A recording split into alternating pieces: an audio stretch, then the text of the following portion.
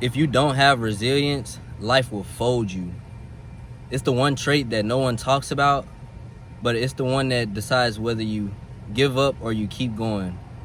Let me tell you why. Resilience, it means a lot. It means a lot in your lifetime. It means a lot to me, honestly. It's something that I've always had built into me. It took me tapping into that, or in me going through a certain life situation, for me to tap into that trait, that skill.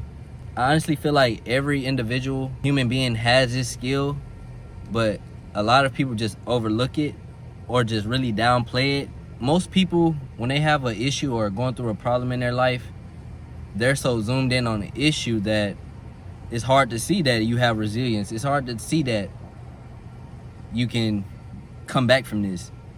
And what resilience means to me, I don't know the exact definition, but what it means to me is whenever time life throws you, close a door in your face, every time life throws an obstacle or takes you different turns through life that you wasn't expecting that turn, it's all about realigning yourself and having the clarity to know that you'll be able to come back from this. If that situation didn't kill you, if you're not dead from that situation, then you can come back from it. The only way you don't come back from it is if you dwell on a situation, never look for a solution, and you just choose to stay down at the bottom. You just choose not to be strategic about what it is you're going through. I'm gonna give you guys a little story. I've told this story once or twice on my YouTube channel, and this story is about just me having a vehicle. I was on the phone with someone one day while I was driving my car during a bad storm that day. It was crazy. Bad storm, flooded. I was on the phone with my girlfriend. I was on FaceTime. Well, yeah, on the phone with her. I told her, I'm just going to drive through this puddle, which it was in this puddle that was on the road, that was in the roadway, that was blocking the whole roadway. There was a good 3 to 4 cars stuck in that water. And I didn't want to wait. I had to be back at work, and I was trying to get somewhere. In reality, I could have just waited it out, which was like 10 to 15 minutes. Could have waited it out, and I could have saved myself thousands of dollars and so much time and so much money. So what I tell myself, I'm gonna take a risk. I'm not gonna wait. I'm just gonna drive right through it. Drove right through the water. Car cut off. And I don't know the details of me letting off the gas and water coming in the intake or whatever. But long story short, water got inside of my car and it shut off. It locked up the engine. I'm thinking it just like hit the starter or something. Spark plugs or something. I'm thinking it's something like that, but my brake is not really pressing down. It's seized. Like everything is seized, locked up on the car. And people coming around telling me like, bro, your engine probably is locked up. Even a police officer said that. You're gonna have to get this car towed out of here. The engine is seized, it's locked up. Man, when I felt like, I can't even tell you how I felt. I was just like, man, I was feeling it though, but I just wasn't showing it. I was, playing it cool, calm, and, just trying to stay under control until we figure out what the situation is. Long story short, I figured out that the situation was worse than what I thought it was, and that I was gonna need a new engine for this car. This car is a 2020, so a brand new engine was so much money. But I didn't give up there. Cause the engines that I was searching up for was like 10,000, 15,000, 9,000, something that was way out of my budget at the time. But I still didn't give up. I didn't still like, okay, you know what? I'm just gonna sell my car. I'm just gonna do this. I can't get an engine. An engine is way too much money. I might as well buy a new car. All these different excuses and that was running through my head just to avoid the situation, just to avoid taking accountability of what I need to do. Instead of going out, buying a new car, doing this and that, just get my engine fixed. And when it first happened, those thoughts was going through my head. I'm like, yeah, I might have to do this, do that. But as I just sat back And I really sat back and thought about the situation. I knew that I had to be strategic about the situation. I know what type of person I am. I know that if I want something, I'm gonna go get it. I'm not just finna sit and let things happen to me. I'm not just finna sit and let the bad oversaturate me. I'm not just finna sit in the gloomy bottom. I'm not just finna sit and pout about it. So once I figured out that I knew I wasn't gonna get no new car, I knew I wasn't selling my car, I knew I had to take responsibility and be a man and, you know, fix my car up, get it back to moving so I can get back to my daily responsibilities. Once that thought came into my head and I thought strategic about it, that's all it was.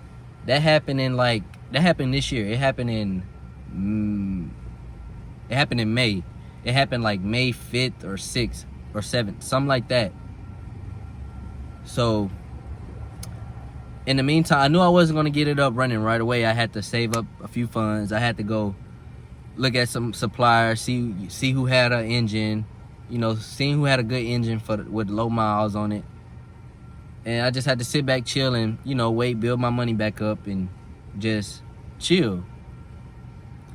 I bought me a scooter. Since I don't stay far from my work, like the drive is like 5 to 7 minutes, and on the scooter it was basically about the same. So I had got me an electric scooter. I cannot talk today. I bought me an electric scooter from a college student that was selling it locally on the marketplace.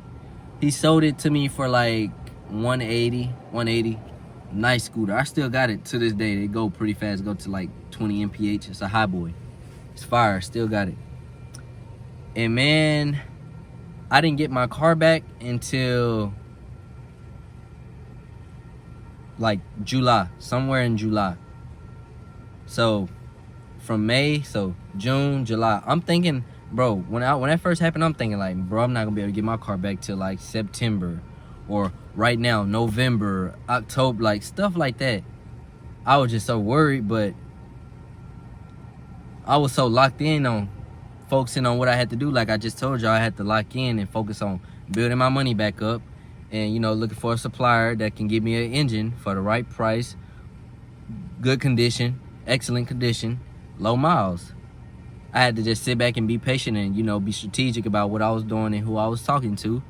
So as I was doing that, things was just going by fast, and I end up finding someone. I end up coming across the engine, end up finding me an engine for the right price. I end up saving the amount of money in a few weeks to a month, saved up the money, got in touch with a supplier. The supplier got the engine shipped to my city to a local supplier I can just drive to and pick it up. Once I picked it up, I spent a good majority of money on the engine, and I found someone to pick up the engine for me on their truck with a hoist. And I found him. He fixed it for me. He was gonna replace the engine for me. He even picked it up and then take it back to his home to work on it. Some guy that works as a mechanic at Allen Honda. Bro, talented. I fuck with him. Shout out Chris. If you seen this video, Chris, if you ever see this video, shout out you. I appreciate you a lot. You helped me a lot. But he was patient with me. He set the car at his house. Even started buying parts, working on it. You know, he knew my situation. He knew that he was gonna get paid. So he buying the parts, he fixing it, he taking care of me.